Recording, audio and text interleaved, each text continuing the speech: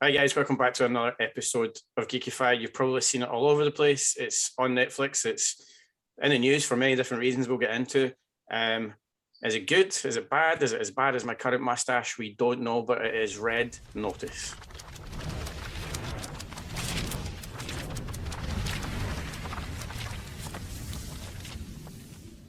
Ryan Reynolds, Gal Gadot, and Dwayne Johnson. You don't get any bigger power hitters than that. It's huge. It's Red Notice. It's on Netflix. Hi, Nathan. How you doing? Yeah, I'm good, mate. I'm good. It's also got that bird from the second season of Umbrella Academy. Red Notice. She does. She was the so it is. So it is. Do you know I spent the whole movie going... I spotted it. Where have I seen her? And I didn't check afterwards either. I spotted it straight away.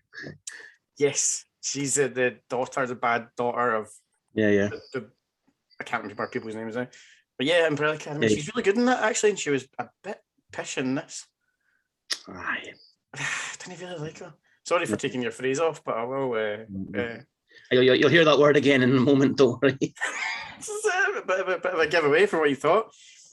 So Red Notice, it's currently the biggest ever movie to be released on Netflix. It's just the most people viewed it in its first day, breaking all records.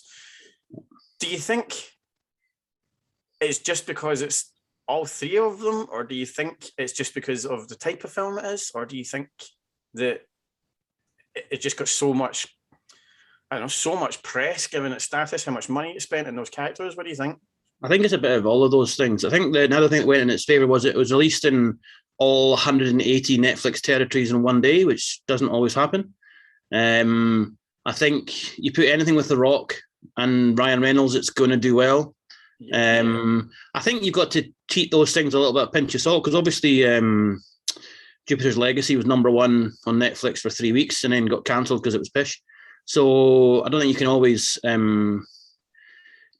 take those things. But I read just before we came on tonight that it destroyed Shang-Chi, because it was released on the same day. Shang-Chi got released on Disney Plus, and this got released on Netflix, and it destroyed that in numbers as well. And it's not even numbers; it's to do with like percentage of people on the streaming service watching it or something as well. They look at, and it's quite interesting with Netflix, because I sort of thought they were maybe losing their muster a little bit, and then they've now just released their two biggest ever, they had their biggest ever TV show in Squid Game and their biggest ever movie in Red Notice. Maybe they're starting to turn things around a little bit.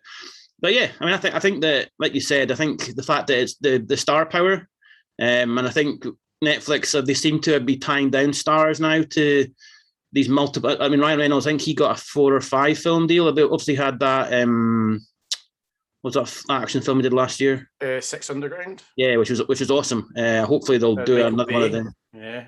I hope they do another one of them. It's got this now. Obviously you've got DiCaprio's film coming out Christmas Eve. Jennifer Lawrence as well. Which looks amazing, I think. So I think everyone's talking about how the way we view cinema has changed, has changed during the pandemic, and is changing again. And I think we're seeing now that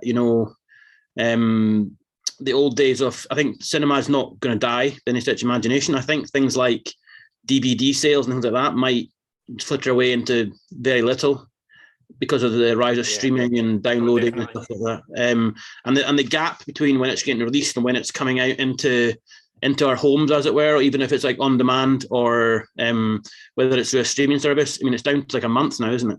It's even less, because Red Notice was released, I think it was for 4 days before it was released on Netflix. So it was actually in a lot of cinemas. And when I say a lot, it wasn't huge, but it was like main cinemas had it. Yeah. But I still think there's probably some films that, even if they are going to be released on net, I think it seems to be more in the States. They make more of a thing out of it, where it goes cinemas and Netflix. Whereas over here, I didn't hear about it being in any cinema anywhere. So I don't know if that's just... I think it might have landed in View. I'm not 100% on that. Is that what it was? Okay. Yeah, I think it landed in just View. Cinemas were the only ones that took it. But I'm not... Don't quote me on that. Yeah, there's no real views around near me, so maybe that's why I didn't see it. But I think that even like the Disney films, the Marvel films, I mean, that's both Black Widow and Shang-Chi. It's like 4 weeks now is their window. Yeah. It's not even going to Plus for Disney Premium. I don't know if they got rid of that because they realised it was a waste of people's money and a bit. Yeah, I think their ideas were well ahead of their station when it came to all those Disney Plus things.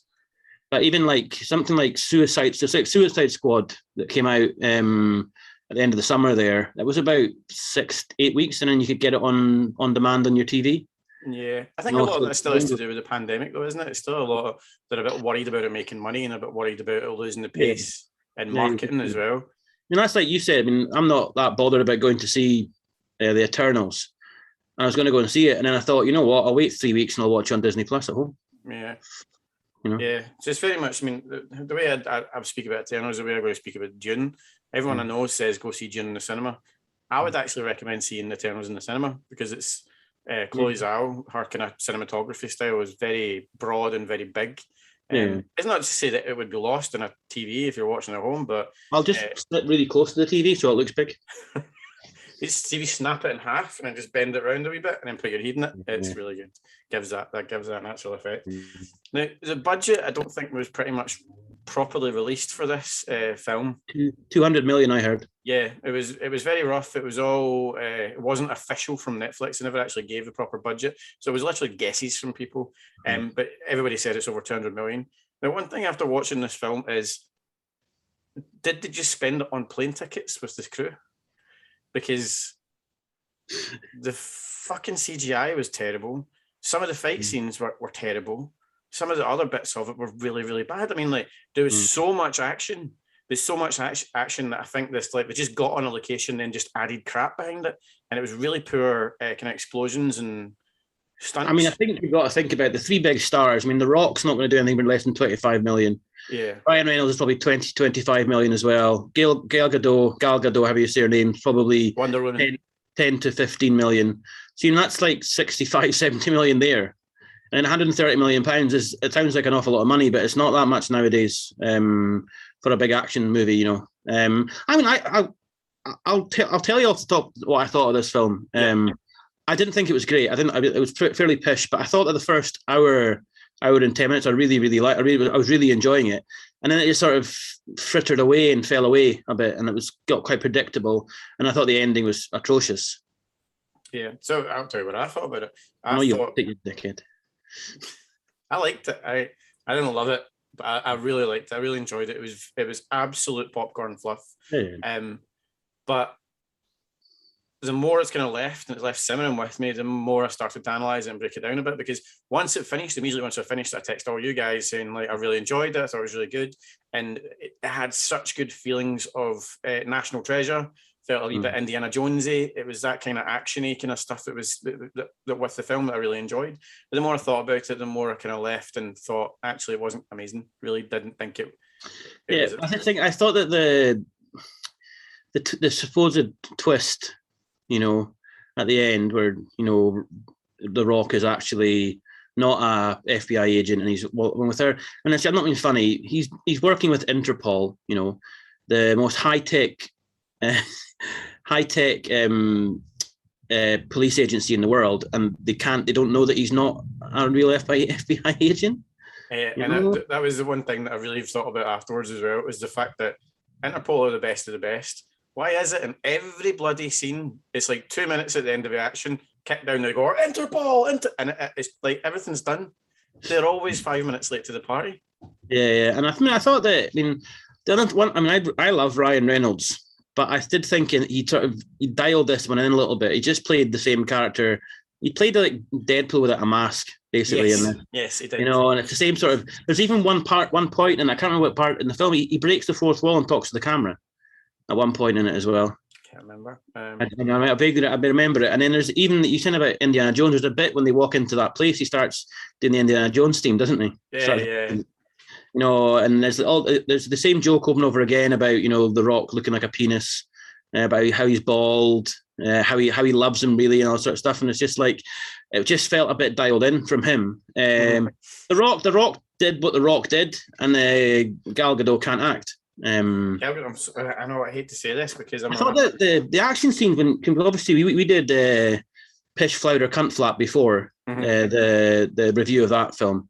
And we talked about how bad Karen Gillan the fight scenes were with her. Yeah. And I thought in this, the choreography of the fight scenes was actually pretty good with her. It was. I mean, when I was saying about fight scenes that I didn't like, it wasn't the actual fighting. It was more of the effects after the fighting. Yeah. Although, I mean, like there was one of the jokes I actually really, really laughed at was when she smashes open, takes out the sword, and then the Rock smashes it, takes out the axe. And then Ryan Reynolds tries to break the glass. Like,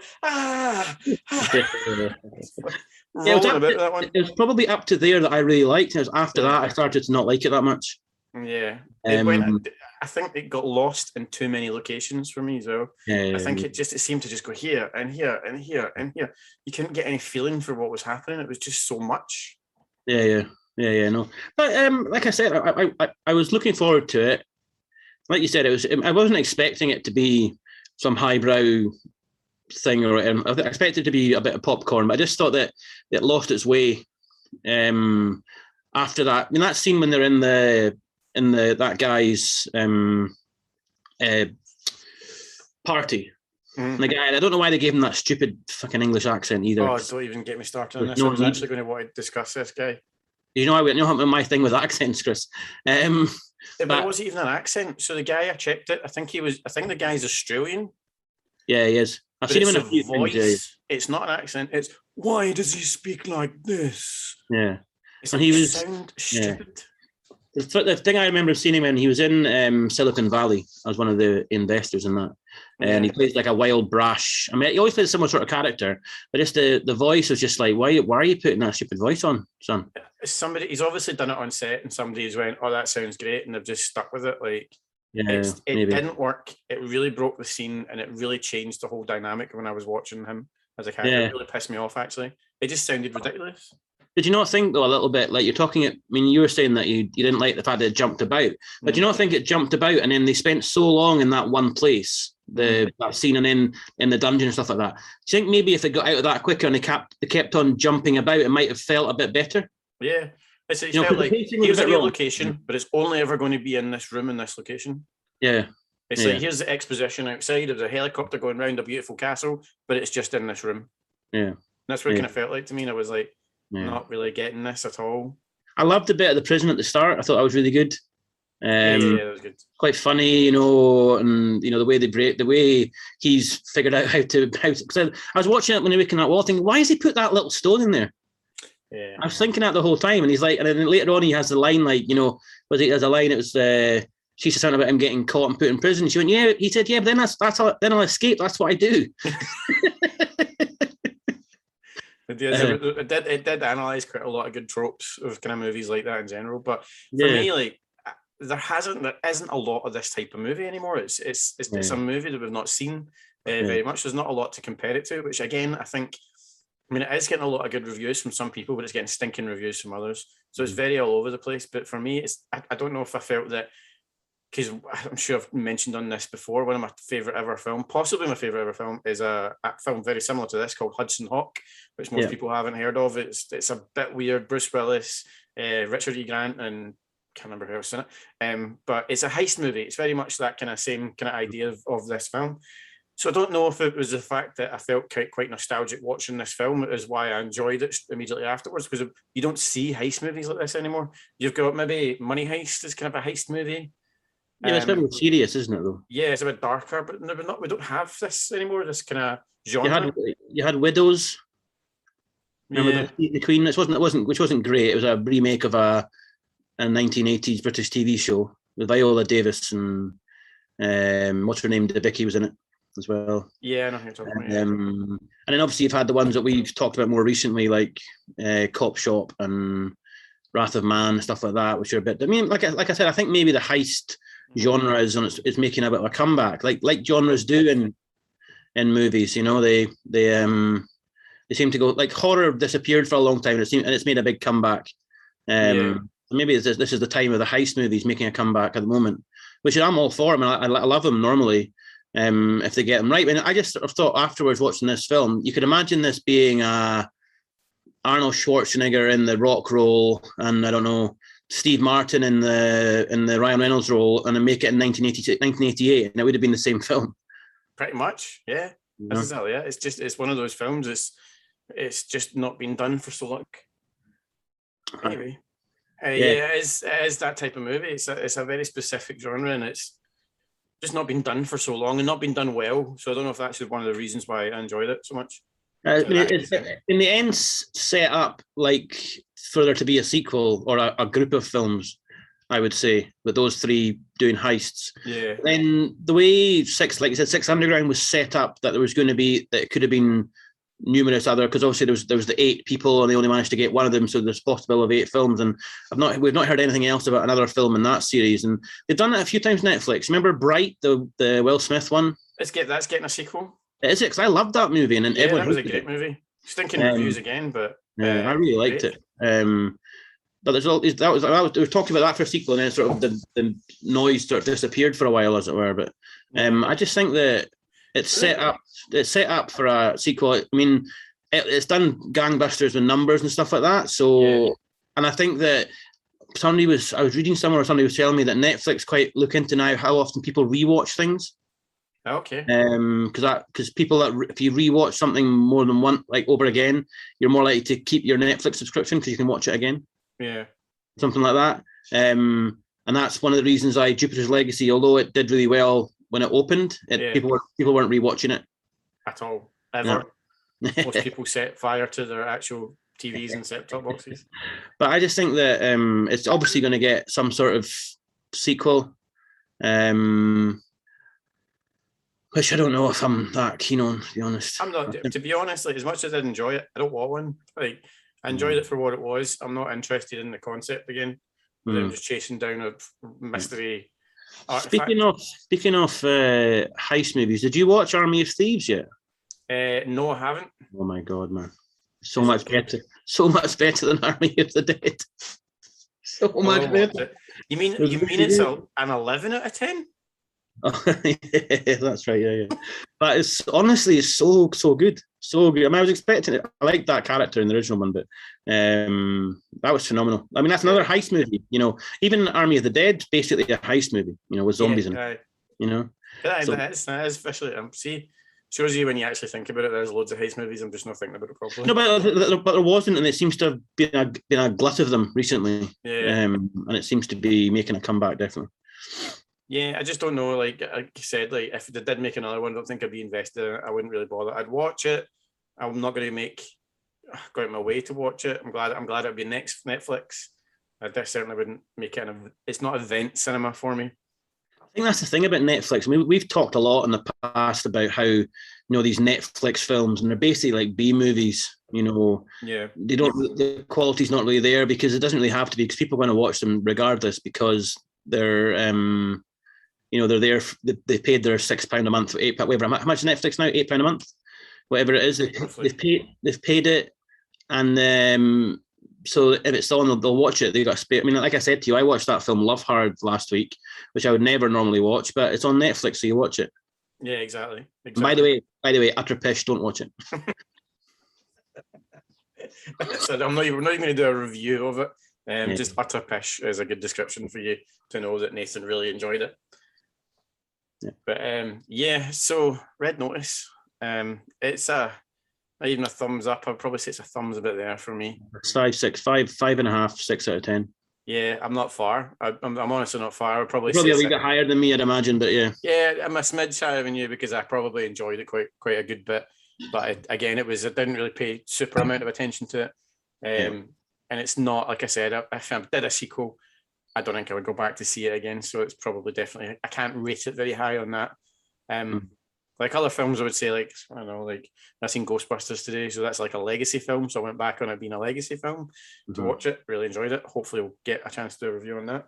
But yeah, so Red Notice, it's not done particularly well with this. But then again, every film that we slate does really well commercially. So true.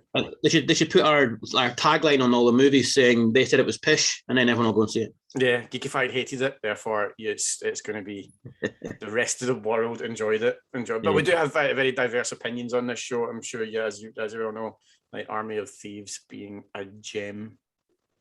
Army of the Dead was pish. Atrocious, Chris. You're going to trigger me. You keep going on about it. I'm just getting you even more angry for our next review coming shortly, which is It was on a while ago. It's on Netflix, so just adding another review because we both watched it. It's Jake Gyllenhaal's Guilty. So that's coming next. But Red Notice, Red Notice should be handed its Red Notice by the sounds of everything that we've said so far tonight. But yeah, thanks very much for joining us, Nathan. No bother. Can do this all day.